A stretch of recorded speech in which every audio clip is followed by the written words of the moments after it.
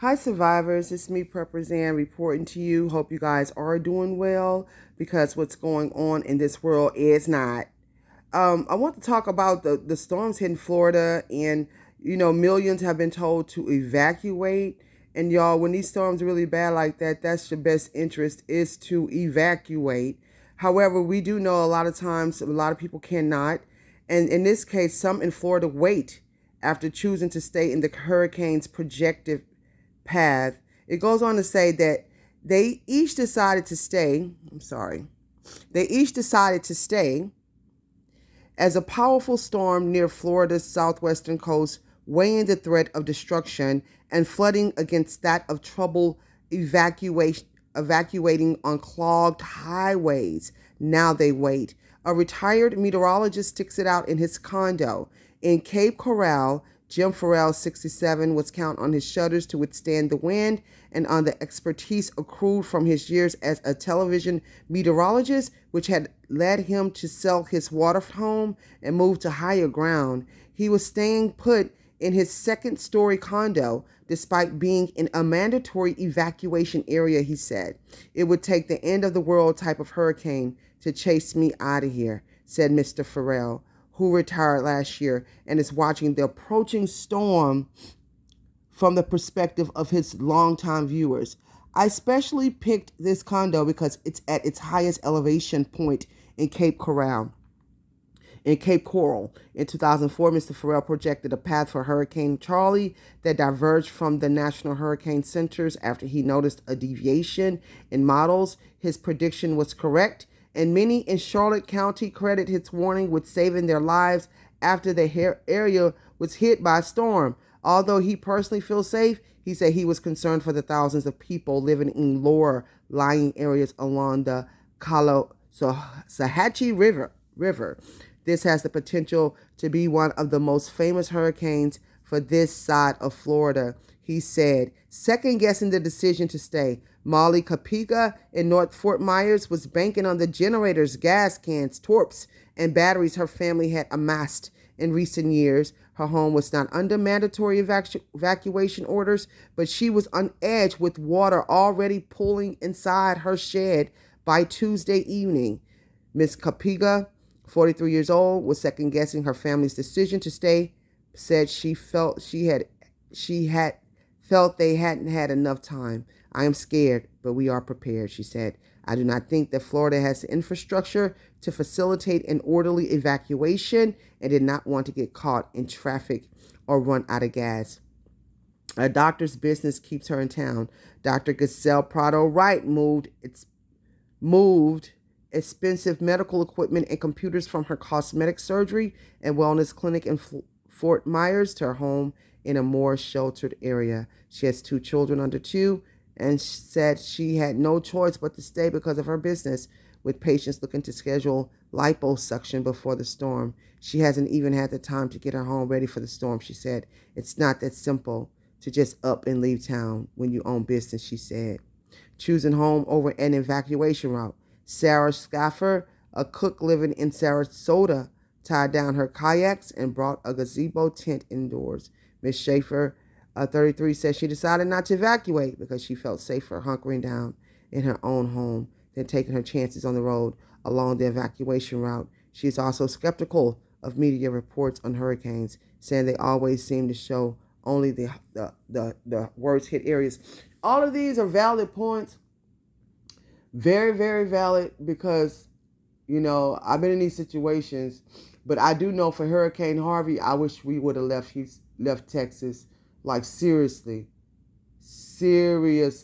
Even, what's this last storm, the Texas winter freeze, when Ted Cruz and them went, they took a trip, him and his family, because, these storms, y'all, depending on the severity of them, a lot of times you don't want to weigh it down because who wants to be, left in an area where the grid is down, the water's nasty, house is inundated with water, there's no food at the grocery stores, the lines are long, most of the food is nasty in the stores. I mean, in regards to whatever you have access to, whatever is left.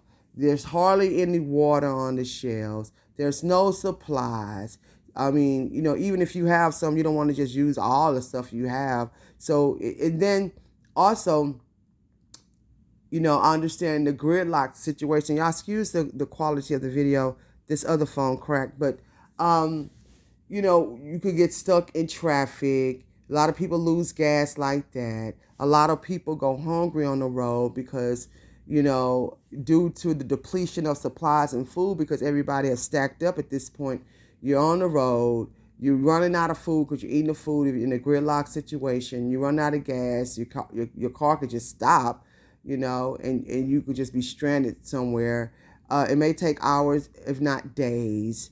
So there's a lot of different scenarios to look at. But if you have sick relatives that need oxygen and dialysis and all that, you might not want to stick in those types of areas if you can afford to get out. Then we're talking about the price gouging when you're trying to go to hotels and all these different things. Y'all, these hotels, they overcharge people. Sometimes the hotels be affected with the grid. You don't get your money back. It's just a lot of things to consider, and it's very, very stressful dealing with these storms. So my heart and my prayers go out to everybody who's in the path of that storm, y'all, because it's not easy. People lose work. People lose their things. People lose their cars. People lose their homes. A lot of times people can't afford the insurance. And not FEMA doesn't give you nothing if you don't have insurance. If you don't have car insurance, if you don't have insurance on your home, it's kind of hard to get anything. And the insurance companies don't really like to pay out like that. That's another issue. So we're dealing with this era of all these major, major catastrophic storms. We're dealing with this era with all this evilness, all these different things that keep happening and keep occurring back to back. People can't even take a breather. And every time you turn around, there's another emergency situation. And we know with emergencies, y'all, it depletes our resources. It depletes our funds. That's why it's important for us to try to keep money coming in as much as we possibly can. Try to invest as many assets as you can. Store as much food and water as you can. Keep something stored away, put away for emergencies, y'all, because we live in emergency eras. A lot of people that have to evacuate, that costs a lot of money. And then, like I said, the price gouging.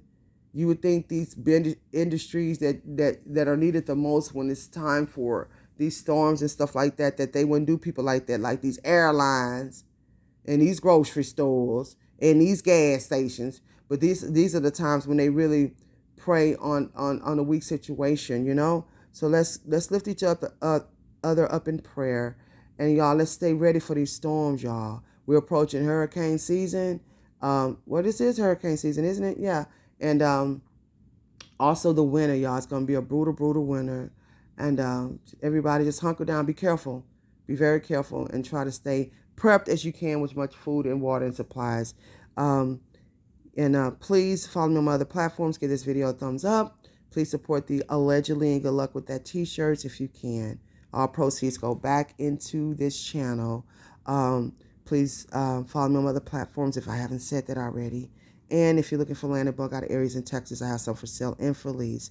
And please, as always, watch this world, watch the weather, smell your water, boil your water before you use it, and keep surviving.